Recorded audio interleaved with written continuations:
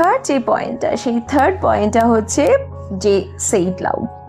মানে ধরো তুমি কারোর সাথে কথা বলছো, তার নামটা তোমায় মনে রাখতে হবে। মানুষের নামটা হচ্ছে তার কাছে সব থেকে মিষ্টি একটা সাউন্ড বা মিষ্টি একটা ওয়ার্ড বলতে পারো।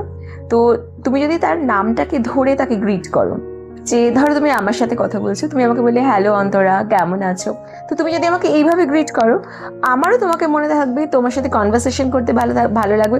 এবং তোমার যেটা হবে সেটা হচ্ছে তোমার জিনিসটা নামটা প্রপারলি মনে থাকবে।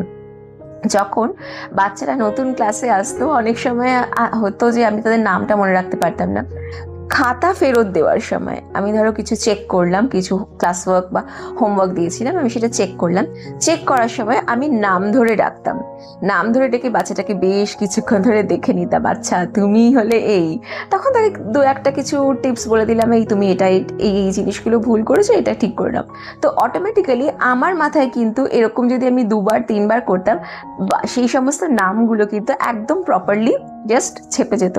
তোমরাও ট্রাই করে দেখো, যদি এটাকে ইউজফুল লাগে প্লিজ এই ভিডিওটা তাদের সাথে শেয়ার করো যাদের এই ভিডিওটার প্রয়োজন আছে, তোমাদের বন্ধু বান্ধবরা। আর ভিডিওটা ভালো লেগে থাকলে আমার চ্যানেলটা সাবস্ক্রাইব করতে পারো এরকম আরো ভিডিওজের জন্য। আর 1:1 সেশনের জন্য ইউ ক্যান ডিএম মি।